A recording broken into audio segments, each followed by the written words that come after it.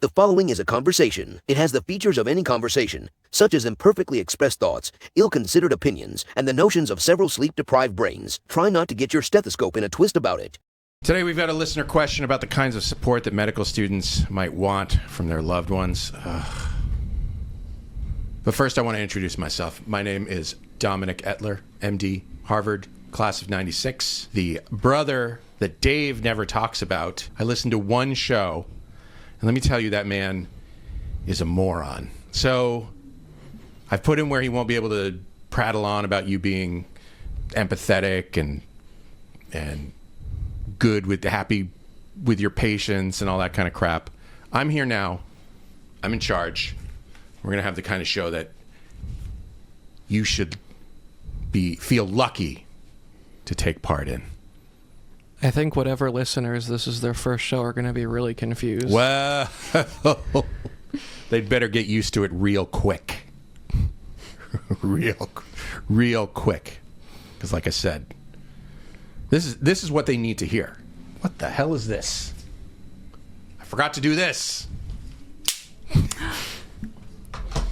Okay. This is going really well. Tell me what you think about Dave, Matt. I think that he's soft. Yeah, I agree. He's a soft little man baby.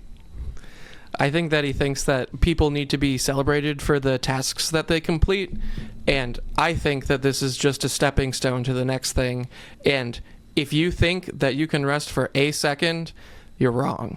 But I don't think he thinks it's easy. I think he thinks it should be easier. That's a shock. Right? Could you imagine it being easier? I think it's already way too easy. And more pleasant. He thinks it should be more pleasant, which, let me tell you something, I think should be less pleasant. Office of Student Affairs and Curriculum should be Office of Spankings. I don't know if that's allowed in 2025. Office of Spankings and Corporal Punishment. Office of Suffering. Yes, Office of Suffering and... Crying. Thank you. That's a good idea. I'm going to march into Chris Cooper's office and tell him that's the new name.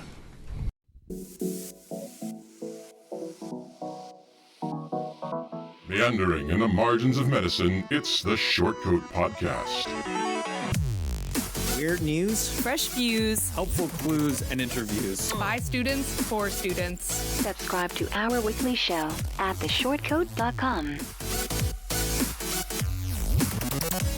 Welcome back to the Short Coat Podcast. It's the show that gives you an inside look at medical school from students drinking from that fire hose and who don't complain about it. It's a production of the University of Iowa Carver College of Medicine, which they probably don't even know that he's doing this. I'm exposing him by jumping. I'm going to send this to the deans, and they're going to be like, what the hell? Who's that guy? With me today in the SCP studio, a bunch of med students who need to toughen up. First of all, we've got M1 Megan Perry. Hello.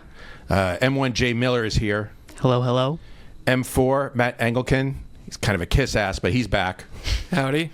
And M1 Cara Arrasmith joined us also at the last minute. Hello. I mean, I don't care, but thank you for joining us. Just doing my duty. Well, you should.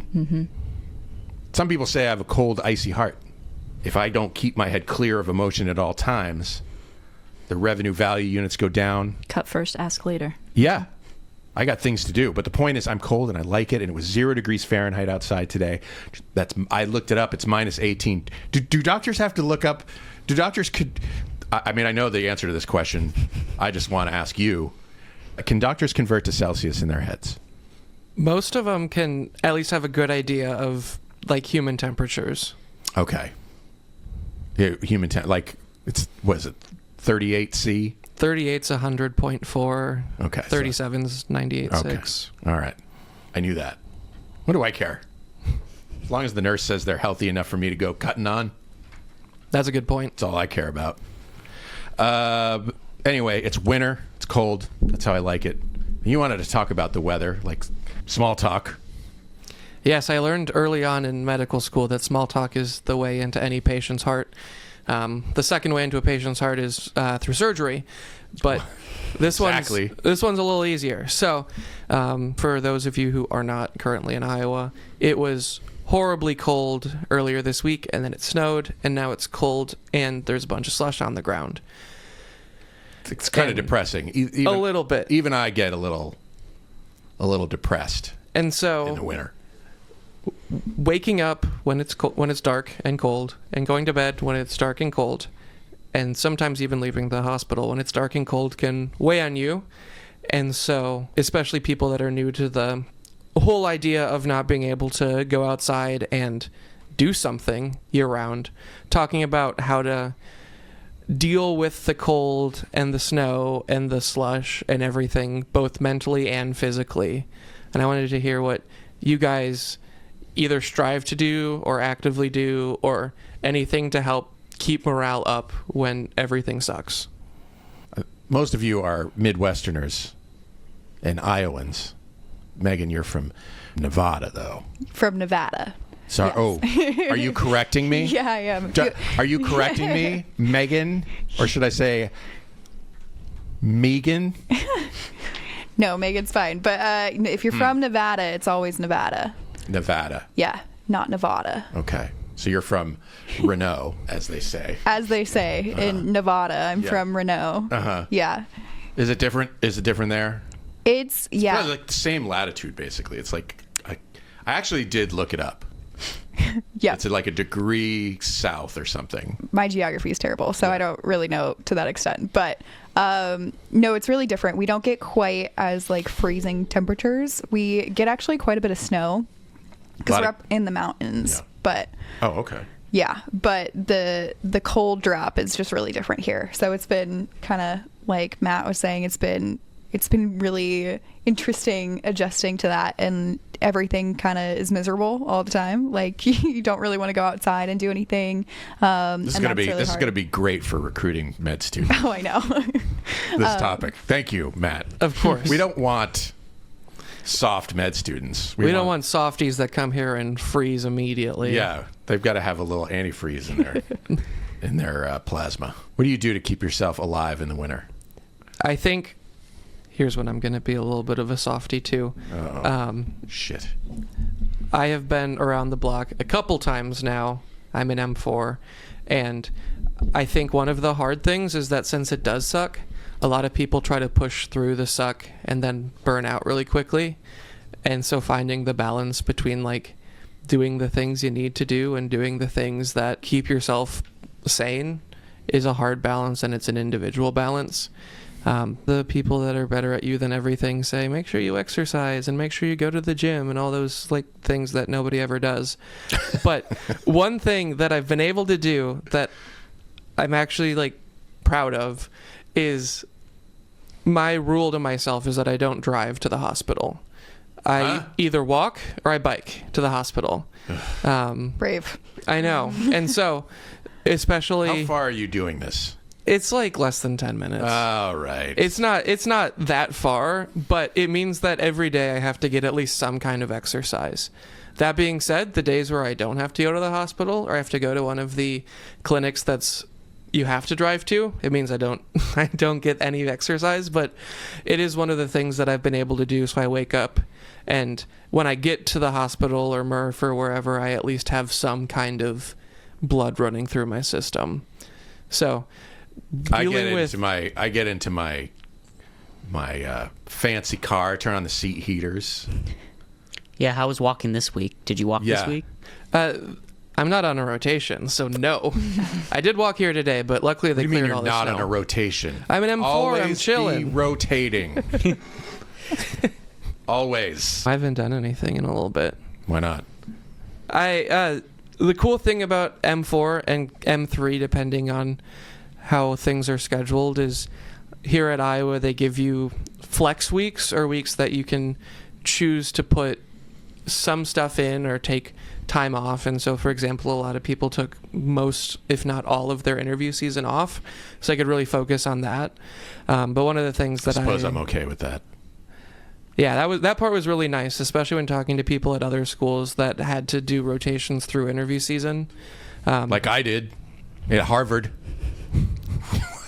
Wait. Back in your day. At Harvard in 96. We didn't have no virtual interviews. We had to actually fly to a place. Did they even have color back then? I don't like you, Jay.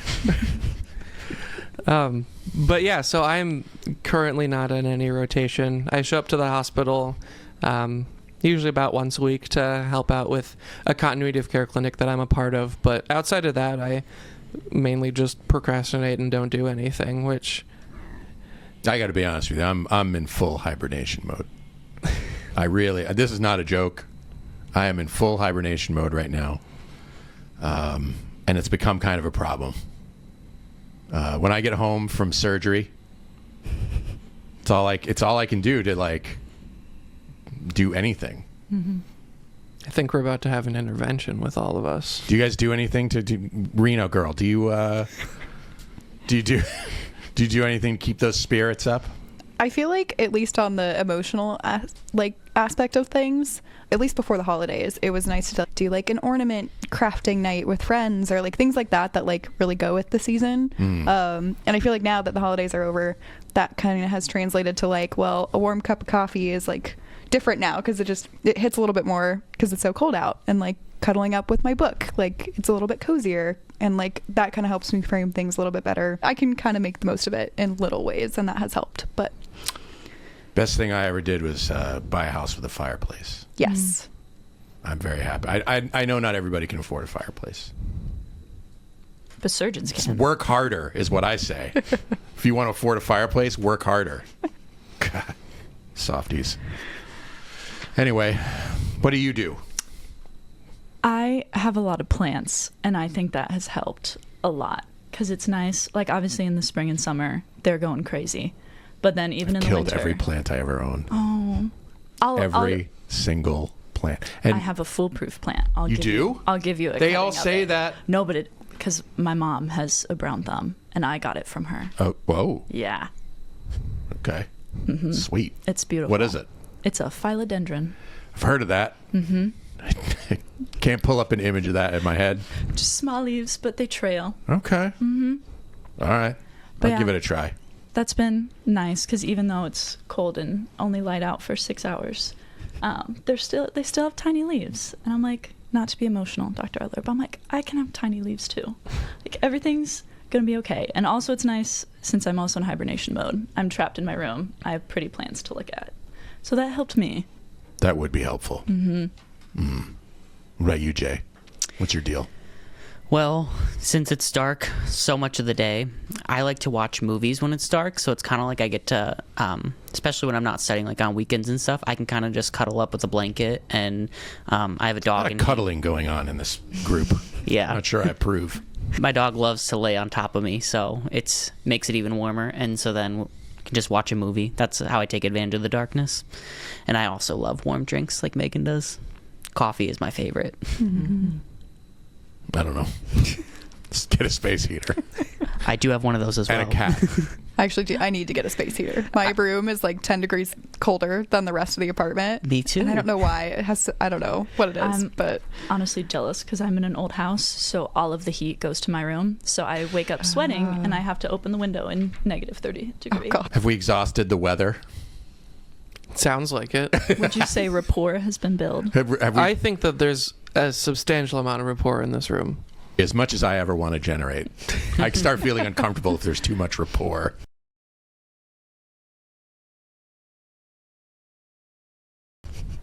People start asking me questions like, are you happy doing what you do, Dr. Etler? Harvard class of 96. Well, Shortcoats, I know my brother loves it when you send questions because he's lazy.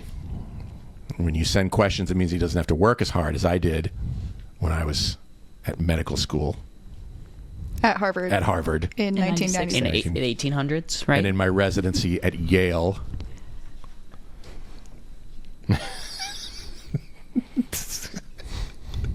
I'm such an idiot. Giovanni knows that, and he went to theshortcoat.com/tellus to ask us this question. Hello, Dave and crew. I'm not in medicine. I'm a rugged blue-collar man in the robotics industry. but my fiance just started her journey of becoming a doctor. So far, everything seems to be going smooth. I'm a laid-back person, and we have had plenty of talks about me being priority number 2 for the next 4 years, which I am okay with. My main question is, how can I support her more on this journey? I'm doing everything I can to learn with her. She doesn't know, I just seem smarter now, lol. So when she vents about her lectures, I have some idea of what the big words mean. I listen to this podcast and many others because I truly find it interesting. I'm always eager to learn new things, so I figured it wouldn't hurt to ask other med students how they like to be supported, and maybe I could add that to my supportive arsenal. I know everyone is different, but I really don't have anyone to talk to about it, as no one else I know is tackling the beast that is medical school. Thank you for considering this as a question. I enjoy your podcast a lot. Even as a person who has no desire to enter the medical field, it's just fun to learn new things. Whatever. Supporting medical student on their journey. See, this is how y'all... This new generation, always wanting support. Always wanting to be supported by their significant others. I'll say I loved this question because I'm obviously just now starting medical school and my boyfriend's an electrician, so very different worlds. But it's nice to know that there's someone who has no idea what I'm going through but still wants to support me. I think just the fact that Giovanni, right?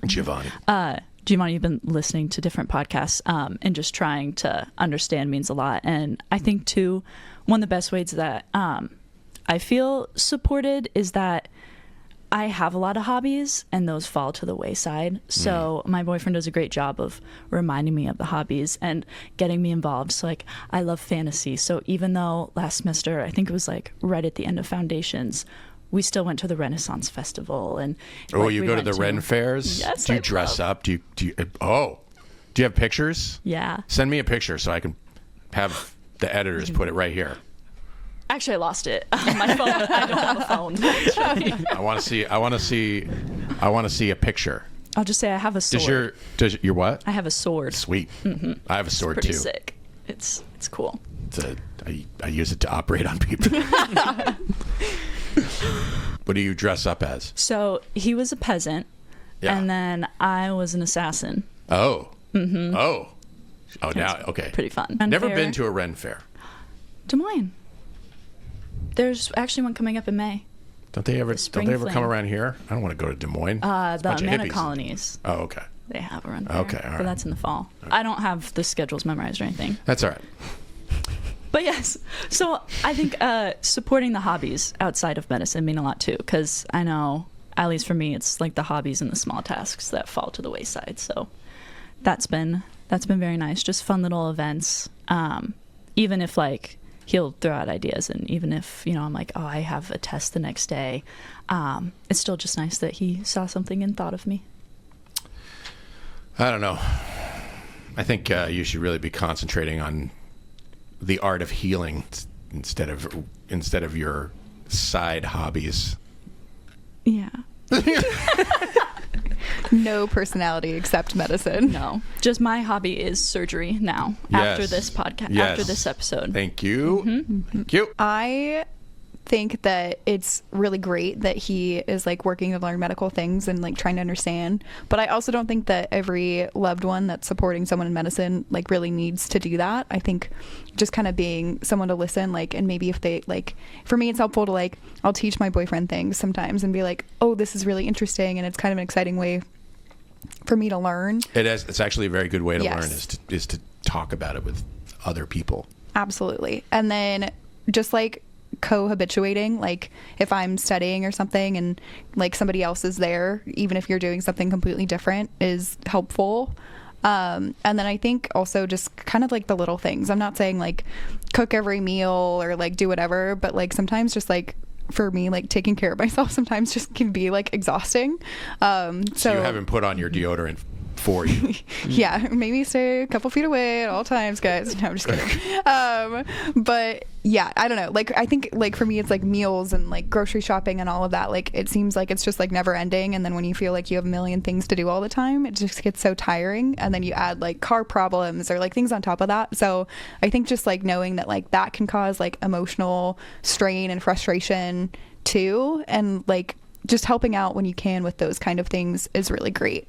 Yeah, but my boyfriend and I are long distance, so we're kind of in a different situation where like he's not around all the time to like give support. But I think Is he back in Reno? He's not actually. He's in Virginia for work. All right, this is getting confusing. Yeah, sorry. just roll with it. But like I have friends and family back in Reno too, and so support even from like non-significant others too, like long distance can be really hard. But like just making sure like you send texts, you call here and there, you like save time to do like FaceTime movies or things like that, I think are really helpful and take us away a little bit from, you know, like just the person that we are at school. I know personally I'm somebody that suffers in silence a lot. Like I don't go and I'm That's how like, it should be. Here are all my problems. I want to hear about your suffering.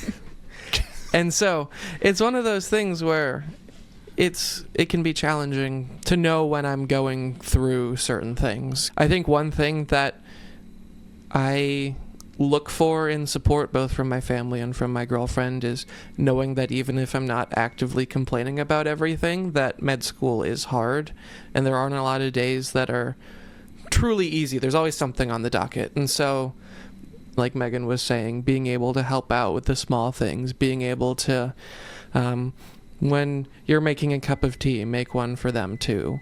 Or just like be a support in the times that if there is something that I have to complain about, being a listening ear.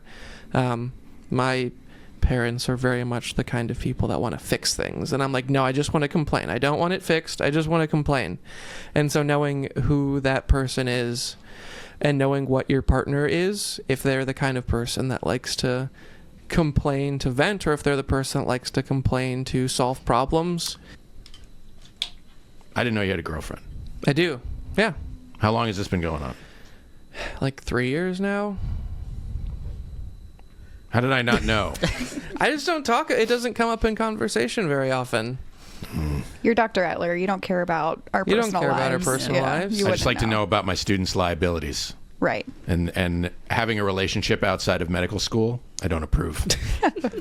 Well, speaking of relationships outside of medical school, one thing that I've wanted to be a doctor my entire life, and so one thing that I'm going through now. I hope so. Absolutely. Nobody can change their mind about anything. No. But going through my entire life, I've known that medical school is a 4-year thing, and then in March, I will have to be surprised at where I'm going to spend the next 4 years. And that's something that I've always known would happen. And for those of you that aren't in medicine or haven't thought about it much, how the residency process works is you send out applications, you interview, and for basically everything else, after you interview, people will give you job offers. But in medicine, that's not how it works. There's a match, and so we put where we want to go, and they put who they want to take, and some magical computer in the sky decides.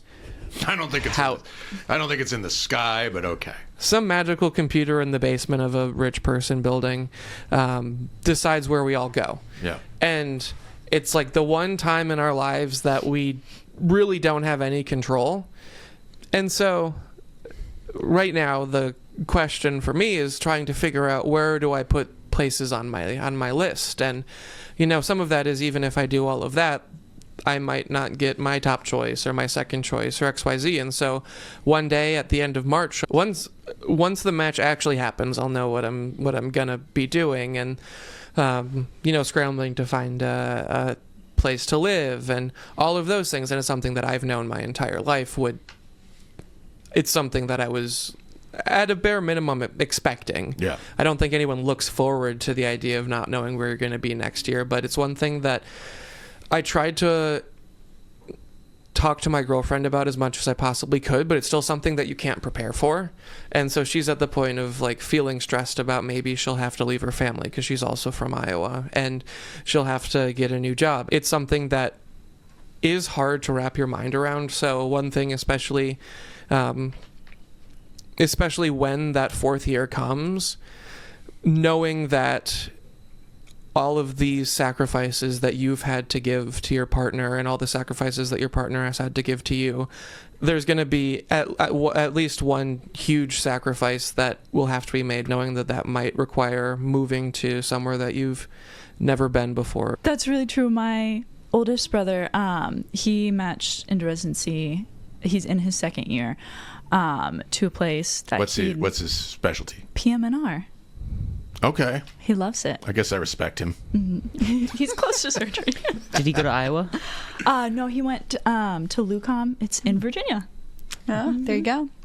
But yeah, it's a DO school, kind of like smack dab in the middle. But yeah, his wife, so they met at school. He also went to undergrad in Virginia. She's from Pennsylvania. He did, I think, one of his interview rotations at the place he matched in Michigan. So they both, just had to up and move, and she'd never been there. But I think she joined some Facebook group pages before too. That helped a lot. So she kind of like had friends and knew that there would be a community. But yeah, so probably Giovanni, I'm thinking. I mean, I know that there's a lot of research that takes place on the part of the medical student when they're interviewing for residency programs, and you know, sort of you look at, you know, the kind of hospital you're going to be going to and the kind of patient population and statistics about the program. The point is that maybe the person that you're with can do a lot of the other research, like just kind of getting to know the place and sharing that information with their medical student. That might be helpful. I think you bring up a really good point, Cara, where that's one of the things that worries my girlfriend a lot is where will she find friends, because she's still in the place that she went to college, so a lot of her college friends are still here, and for her, leaving is really scary, and the idea of not having any like built-in friends is really scary. And so that's one of the things that worries her, and unfortunately I don't have a lot of solutions to that. The really beneficial thing is that she's a teacher, and every city needs teachers.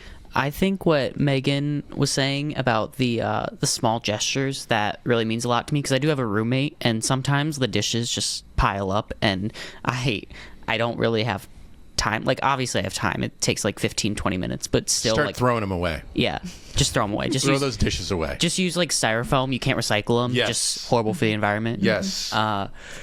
Well, just when those dishes get done, it just feels, it's just like a weight off my shoulders, and small gestures like that. And then I'll tell you what, if your significant other works for a living, maybe use some of that income to offload some of the things, like, you know, house cleaning or groceries or whatever, you know, like basically use what money you can to lessen the load for both of you, I think is probably a helpful strategy. If you have the money. If you don't have the money, well, I'm sorry. Be a doctor. I think that's also a really good point, where we're kind of getting into the stage of life where time is money, and especially as we're, you know, hemorrhaging money for medical school and everything, being able to notice, like, what are you doing that actually gives you joy during the day, and what are some things that let you focus entirely when you need to focus entirely, and what are things that help you relax entirely when you relax entirely, and be able to notice when you feel like your time's being wasted. I think we've all been in the spot where there's nothing worse than wasted time. And so I don't know why everybody doesn't have a butler. It's pretty sweet. And so even something like that during a busy week can save time, and when time is one of the most valuable resources we have.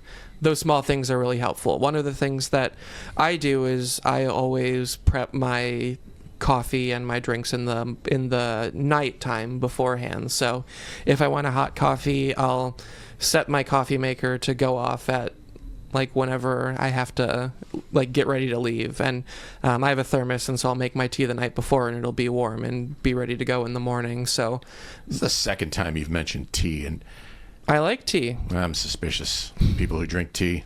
Black coffee. That's the way to go. I also drink black coffee. It depends. I like both. So I'm trying to kiss my ass again. Stop it. Make cold brew for several days in advance, right? And then if you want a hot cup of coffee, you put it in the microwave. If you don't want a hot cup of coffee, you drink it cold. It's delicious. Get that caffeine in the morning, jump starting, and you don't have to mess with the coffee maker or anything like that. That's my little tip. Got me through med school at Harvard In 96. in 96 and Yale afterwards. Can't even remember how long that was. It was a long time though. 7 years? Something like that for surgery. Sure. What kind of surgeon did you say you were? GI. I'm a GI doc. What does GI stand for? Gastrointestinal. And what do they operate on? The gastrointestines. Got it. What, are you pimping me now? You walk into our studio and expect to have the reins. Yes. I always have the reins. I think in Giovanni's question, he said something along the lines of, like, they've talked about him being priority number 2. Like, yeah, med school's really hard, and it takes up a ton of time, and that's going to take away from your relationships in different ways. Like, maybe you can't hang out all the time like you could before, or go on as many date nights, or see your family as often, and that's all going to change. But I also think that, like, your relationships in your life should be a really high priority still. Yeah. And that even though we're in school and we're doing all of these things, like, we should still be trying to give to our relationships too.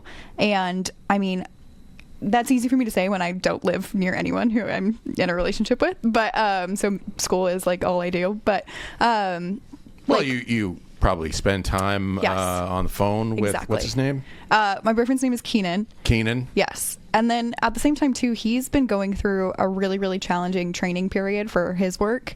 And so, like, I've also had to, do things for him. Like, oh, I'll do some Christmas shopping because you're, Hate Christmas shopping. Yeah, exactly. I hate Christmas shopping. Stressful for no reason, and none of us want to do it. But, like, he was at a point where he couldn't do that. So I was like, okay, I'll pick up the slack there too. So I think it's important to note that, whether it's teaching or whatever they're doing is also important. It's not just that medicine is important, and that we can also give what we get.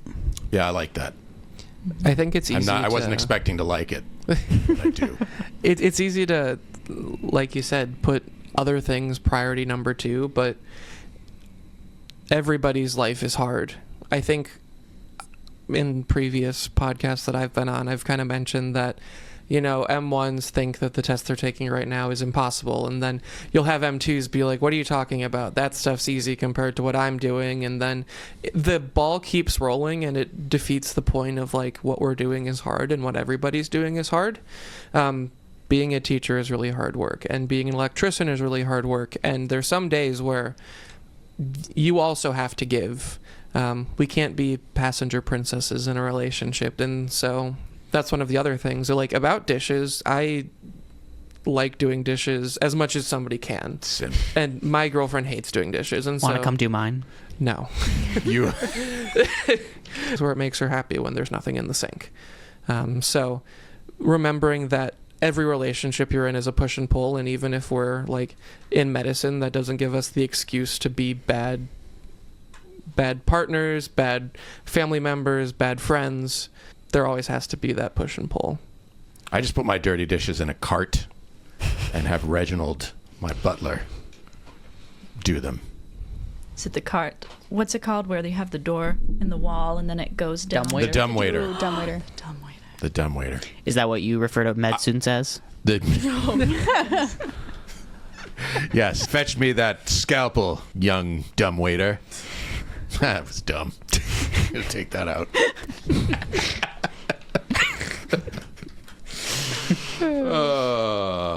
I don't know if this was a good idea. What's that? Pictures of you are a good idea. Very excited. Love you, Giovanni. Oh, God. Hated saying that. But it's nice that you're, it's nice that you're going to support your wife, girlfriend, fiance. I don't care. It's nice that you're going to support your fiance. I'm sure she appreciates it. Personally, I think it would be better if you just, let her sink or swim. Like I did. Like I had to. In Harvard. In 96. 1896. 1996. Student Dr. Miller. Matt and I met before when I was on my ECE, which is early clinical experiences. I was at OB-GYN. I never know if it's OB-GYN or OB-GYN. I've heard both ways, but I say OB-GYN. And Matt was doing his rotations there. So with that background in mind, I just wanted to know how you feel about med school so far, being so close to the finish line. Do you feel like overall it's set you up? Because correct me if I'm wrong, but did you apply for OB-GYN? I did. I've heard everything. I've heard OB-GYN, I've heard OB-GYN, I've heard OB-GYN. I usually say OB-GYN because it's pronounced gynecology. Thank you. But that being said, everyone has their own opinion. One thing that I will always talk about, and one thing that was really frustrating to me at the beginning of med school, is I feel like whenever I was in the lectures, I was trying to figure out if this was what I wanted to do for the rest of my life. And it's really hard to take what's in a lecture and apply it to the world. Nobody goes to a lecture about the kidneys and says like, oh, I'm going to be a kidney doctor. It's about everything else that you find out as you keep going. And that's the one thing that stressed me out way more than it needed to my first year, is leaving a lecture and being like, I don't know if I really liked that. But when you start to like... In terms of just like basic material. So like, I don't know if I really like that because I don't know if it's going to be useful to me, or it's a lecture. I don't learn best through lectures. I don't find you don't really information appealing in lectures. It's something that you have to learn. Yeah. Okay. It's the same way that how I'm guessing all of us hated reading in high school because we were forced to do it. And leaving lectures and being like, I don't think I want to think about this for the rest of my life, was something that really stressed me out. And then realizing that life isn't just didactics and medicine isn't just didactics helped me kind of figure out what I wanted to do moving forward. That being said, going back to how well do I think med school's prepared me as I'm so close to the finish line, I've really liked my time here at Iowa. This will be the point where the cold weather and all the miserable things that we always talk about and drinking from the fire hose will kind of come back. Because I think I've made really good friends. I think I've had really supportive relationships. And I think that the ways that becoming a future doctor have slowly unraveled has been something that I'm really thankful for having. Even during the first year, like I said, didactics stressed me out because I wasn't sure what I wanted to do for the rest of my life. But my time in, clinical and professional skills, my early clinical experiences, my times where I got to see what interacting with patients would be like, or see the times where I could apply my skills, was something that made didactics for me worth it. That being said, some people like didactics, and I'm not sure how, but those times and getting really early... Dr. Etler hated them? I hated didactics. I just wanted to get cutting. That's fair. But that's one thing that I really, really appreciate from my medical school, and something that anybody that's looking to go into medical school, ask them how early they get clinical experience, because those early times being able to talk to patients, like I remember the first ECE I was in, the prompt was not even to take a history. It was just to ask them about themselves. And it's a conversation I still remember because it was a really cool story, but it's one of the things that, I want to do every time. I want to see my patients as people and not just objects in medicine or cases. Well, good luck, because you got 15 minutes and then you got to go. I know, it's hard.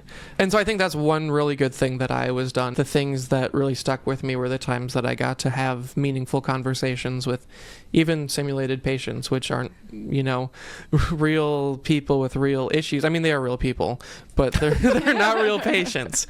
But even those times, I got a lot of really looking good forward to practice. when we can replace them with artificial intelligences. Oh, that'd be horrible. Which actually, Dave told me he got a message from an AI company working to make AI interactions with patients, I guess. We're going to have to try that out at some point on the show. I'd rather have robot patients. They don't complain as much, and they don't sue. Probably easier to fix, too. Yeah. Just turn them off and turn them back on.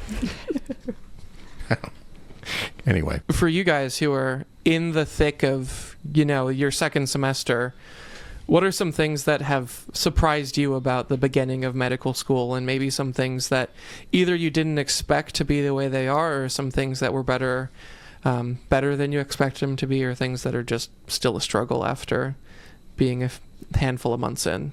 I think time is a big one. I think that first semester had a lot of things that so there's always an option of going to class virtually or in person if it's not required, except for I live 20 minutes away, and it's always non-required class would be before required one, and so I feel like I'm here all day and I'm not actually studying, and there's a lot of required small things that are important, like physical exams, learning that stuff, and it took up so much time. I felt like I couldn't actually study, and it's a little better now in the second semester, but it's still a lot of time. It's not necessarily the hardest to wrap my mind around, but it is time consuming. It's like a normal school day almost, in high school when you were in class from 8 a.m. to 3 or 4 p.m. I feel like that's how it's a lot here. It feels like an 8 to 5 a lot of the time, and then you still have to study after 5. So it's less time at home for me, because then like Jay was kind of saying, if I'm already here, I might as well stay and study here, or come back here if I feel like I'll work better. So sometimes I just feel like I live here instead of in my apartment. And once you go home, you have to do those daily things, I don't know, do your laundry, dishes, you have to cook, or you don't eat. I mean, that's up to you, but you have to do those daily things, and then I feel like it's 6 o'clock or 7 by the time I'm actually getting ready to start studying, and just feels like it's not a lot of time, so you have to manage your time very well. On more of a positive side, one thing that surprised me was the amount of support. Especially here at Iowa, we have both the med student counseling center and support, always with the support. I know, but it is important, and it's really helped a lot to the amount of resources we have, especially for free, because we're all broke and in debt. But that surprised me a lot, because anyone who's either applied to med school or applying or in the process of, even in college, this is a weed out class. I have to be better than everyone. I have to get a higher score on the MCAT. And even then, am I going to get accepted? It was surprising to me how it's not, you're not being weeded out anymore. I think actually during our orientation, one of the M2s said that. She was like, they're not trying to weed you out. They want you to succeed. Yeah, the truth is that it reflects badly on the school if too many people fail. Mm-hmm. It's in the school's best interest to support you as much as possible. I think that's one of the parts that can both be a good or a bad, because if you select the right people, you're right that it's a bad look if we do badly, but that also comes across as very self-serving. And I feel like there's been, almost everybody I've interacted with has been a person that I truly feel wants us to succeed because they like when we succeed, and not because they don't want us to fail. Yeah. That you're right. It's not just that it looks bad if you fail. Obviously, the school wants to select the right people who understand what they're getting into, who understand that it's hard and there's a certain amount of sacrifice that they will have to make. but also that, you know, they're gonna want to be physicians. That they, you know what I'm saying? Kind of like it's worth the investment. It is definitely an investment on both parties' part. I think is what I'm saying. Megan, I know you didn't go to school here, right? Yeah. Cara, did you go to undergrad here? No. Okay. And how about you, Matt? I went here. You did? Okay, for the people who didn't go here, and I guess this might apply to you too, like, how did you feel coming to medical school here, like, kind of away from everyone you knew? Because I don't know if you're from Iowa, but, so I'm from Iowa, but I went to school in Chicago, so when I came here, I didn't really have any, like, friends or, like, support here. So it's kind of like what you're saying with the support again. I know it's so annoying, but kind of like what you're saying with the residency, like moving to a new place where you don't really know anybody. I was just wondering if you guys thought that was a challenge when you moved here. For sure. I think for me, it's honestly surprised me a little bit how much of a challenge it's been, like more so probably than I expected.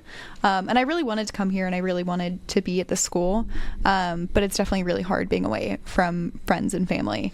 And like you said, like not really knowing anyone here. I think the easiest way to get to know people is obviously meet the people in our class who have all been so wonderful. Like I can't say that enough. Like I feel like everybody has been really, really great and friendly and wants to go do things, and that has been amazing. But I also feel like they're all in our class, right? So they're all doing the same things that we're doing, and it sometimes feels like challenging to have, like it feels like I'm almost living like a different life, like completely. Like my whole life and all of my friends are medically related here, which is totally fine, and I love what I'm doing and I love the people here, but it's also incredibly different. And like I was probably saying earlier with like having significant others and friends and family that you can spend time with doing other things, I think that's really great. And that's definitely been a challenge of like doing things outside medicine, but also with people outside of medicine, if that makes sense. But yeah, and that's not to say that I don't like it here, because I do, and everyone's great. But yeah, it's definitely hard, and not something I necessarily like expected to be so hard coming in. Actually, going off of that, one of the interesting things is that a lot of so now I'm 4 years out of undergrad, and back in undergrad I put a lot of priority on going to sporting events and doing things like that. And one thing that I'm actually very proud of is that throughout all of medical school, I went to every single football game. It's one of the things that I said I wanted to do. It was something that I wasn't going to give up for studying or whatever else. And I went to every single football game with one of my friends from undergrad. But for other things, it's been hard to convince my medical friends to join me to go to wrestling meets, for example. And a lot of the people I used to go with in undergrad have graduated and left. And so that's also one of the challenging things, is where I'm kind of too young to meet adult people that like wrestling and going to games and things like that, but I'm too old to just be like, hey, fellow undergrads, and do that as well. And so you want to spend time in Brothers downtown. And so that's the hard part, is that it's really easy to convince med school friends to do certain things, but there's other things that they're like, that's not worth my time. And so trying that push and pull is always a challenge, and finding out what time means for you in a different way is something that kind of evolves. On a different basis, one thing that happened last year is my parents moved from Dubuque to South Carolina because they wanted to be in warm weather, although it's snowing there. So I know. And it's one of the things where being an hour and a half away, you can take for granted, because my parents would come down for whatever reason just to say hi and grab food and do whatever, go to Hampshire, go to Carver Hawkeye Arena, things like that I haven't gotten a chance to do. I haven't gotten a chance to have those experiences. So being able to call them and do all those things, like you mentioned, is really nice, but not having them around is definitely a change that I wasn't expecting to be quite as challenging as, oh, I'm just homesick. I'd definitely second everything, even though I am an hour and a half away from my family, it's still been difficult because, I mean, like you guys mentioned earlier, it's basically like an 8 to 5, and then we're studying every night. So while I've made a lot of friends, and I'm very thankful, like especially, I mean, this is the only med school I've gone to, shocking, but especially at Iowa, I feel like even during interview and orientation, they really emphasize how many people you meet and like getting involved. But still, at this point, I've only known these people for 4 months. Like, it's still been hard to, you know, and a lot of the stuff we talk about is school related. So I'm like, oh, there's a really cool concert I want to go to. I have no idea what my friends listen to because we just talk about med school stuff. So it's definitely, it can be very isolating for sure. But I think the resources are there, and everyone's so nice and friendly that really, yeah. You just have to put a little more work in than I would have expected to just, you know, when you're in college, you have roommates and you make friends so fast. So it's definitely been challenging, but. Well, look, I got things to do. I got to go. I got surgeries. On GI? Whatever. I'll do whatever. Oh, yeah. I don't really confine myself to the GI part of the body. I'll roam. So what other parts have you roamed? I don't even know. I'm just like, look at that part. That part looks cool. I'm gonna go in there, see what there is to see. That sounds like a lawsuit waiting to happen. Well, yes, many times. I've been sued many times. Scared money don't make money. That's right. Thank you, Jay. That's our show. Megan, Matt, Jay, Cara, why are you studying? And what kind of absolute turnip would I be if I didn't thank you, Shortcoats, for making this part of your week? If you're new and you like what you heard today, well, la-di-da. The show is made possible by a generous donation by Carver College of Medicine student government, and ongoing support from the Writing Humanities program. And the fact that that's a thing in medical school today is mind-boggling. Our music is by Dr. Vox and Cabosphere. I'm Dominic Etler saying, get back to the books, you morons. The show's over.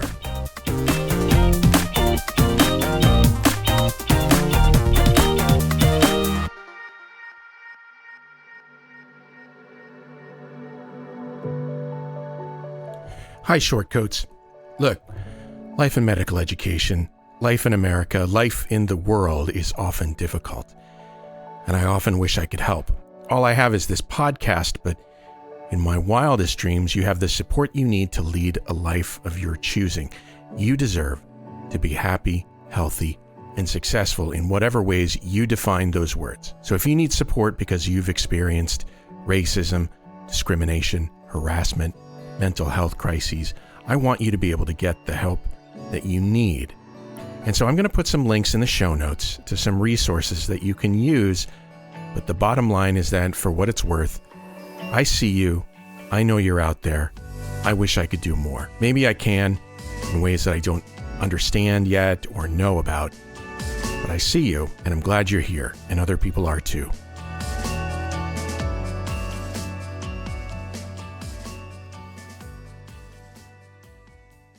This Shortcode podcast is a proud member of the MedEd Media Network. Inspiration, information, and guidance on your journey to medical school and beyond.